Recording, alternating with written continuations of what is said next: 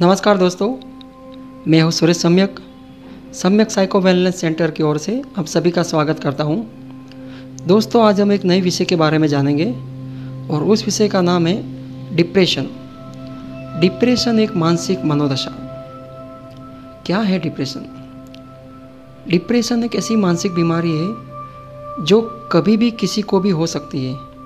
कई बार छोटे बच्चों को भी डिप्रेशन हो जाता है। डिप्रेशन किसी भी प्रकार का भेदभाव किए बिना छोटे बड़े अमीर गरीब सबको हो सकता है। ज़रूरी नहीं है कि डिप्रेशन तभी हो जब व्यक्ति के जीवन में तकलीफ या परेशानी हो। कई बार जिनके जीवन में सब कुछ ठीक होता है तब भी डिप्रेशन आ सकता है। तो आइए समझते हैं कि डिप्रेशन क्या है और इसके लक्षण क्या हैं, और साथ ही साथ इसका इलाज किस तरह से किया जाए वह भी समझते हैं। तो सबसे पहले हम ये देखते हैं कि डिप्रेशन क्या है। डिप्रेशन एक ऐसी मानसिक मनोदशा है जिसमें व्यक्ति को कायम उदासी या निराशा बनी ही रहती है, जिसे मनोविज्ञान की परिभाषा में मूड संबंधित मनोविकार कहते हैं या उसे मूड डिसऑर्डर भी कहते हैं। जो व्यक्ति की भावनाओं और मनोदशा से जुड़ा हुआ वह मानसिक रोग है जिसमें व्यक्ति अंदर से बहुत ही परेशान एवं दुखी रहता है। अब दोस्तों जानते हैं इसके लक्षण क्या है, डिप्रेशन के सिम्टम क्या क्या है। जो डिप्रेशन में होने वाले व्यक्ति होता है उनके कुछ सिम्टम होते हैं, और वह सिम्टम अगर 14 दिन से ज़्यादा हो तो समझ लेना आप डिप्रेशन के शिकार हैं। तो वो सिम्टम कौन कौन से वो भी जानते हैं। पहला सिम्टम है उदास रहना या निराश रहना। दूसरा सिम्टम है विचारों में बहुत ज़्यादा नेगेटिविटी आना, यानी कि विचार में हद से ज़्यादा नकारात्मक आ जाना। तीसरा है कोई भी कार्य में रुचि या इंटरेस्ट नहीं रहना। आपने देखा होगा बहुत से लोग जब डिप्रेशन के शिकार होते हैं तब उन्हें किसी भी कार्य में इंटरेस्ट या रुचि किसी भी प्रकार की नहीं रहती। तो उन लोगों के कोई भी काम करने में, कोई भी काम हो उसमें इंटरेस्ट जरा भी नहीं रहता है। चौथा है हद से ज़्यादा ग्लानि मानना। आपने देखा हो तो जो डिप्रेशन का शिकार हुआ व्यक्ति है वो अपने आप को पश्चाताप या ग्लानि से मानने लगता है। उसके अंदर बहुत सारी ग्लानि हो जाती है, गिल्टीनेस हो जाती है, वो अपने आप को अपराधी मानने लगता है। तो ये ग्लानि भी एक डिप्रेशन का सिम्टम है।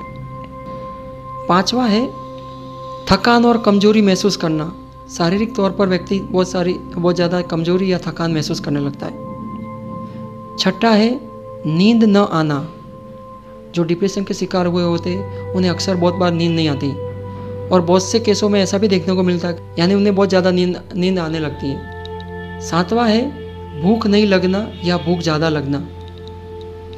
आठवां है कंस्ट्रक्शंस की कमी, यानी कि ध्यान देने में कमी होना, किसी भी चीज़ पर एकाग्रता नहीं हो पाते। और नौवां है आत्महत्या के विचार आना, खुद को ख़त्म कर देना, वो स्वयं को ख़त्म करना चाहता है।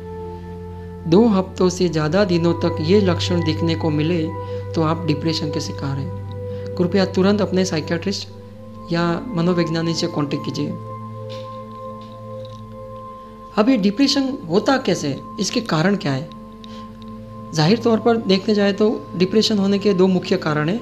उनमें से पहला तो कारण ये है कि ब्रेन में केमिकल चेंजेस होने की वजह से, जैसे कि सेरोटोनिन, डोपामाइन या नॉन एड्रेनलिन रसायनों में फेरबदल होने की वजह से या केमिकल इम्बैलेंस होने की वजह से डिप्रेशन हो सकता है। और दूसरा कारण ये है कि कई लोगों के जीवन में नेगेटिव और दुखद घटनाएं हो जाती है। बहुत सी ऐसी घटनाएं हो जाती है जिसकी वजह से व्यक्ति अपने आप को एक ऐसी सिचुएशन में रख देता है जहाँ पे उसको बहुत ही परेशानी और दुखद घटना का सामना करना होता है। तो उस परिस्थिति में व्यक्ति अपने आप को संभाल नहीं पाता है। तो ये भी एक कारण हो सकता है डिप्रेशन का।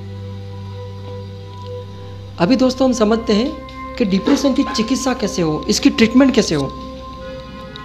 तो डिप्रेशन की ट्रीटमेंट 2 तरीके से हो सकती है। एक होती है दवाइयों से और दूसरी होती है काउंसलिंग या साइकोथेरापी से।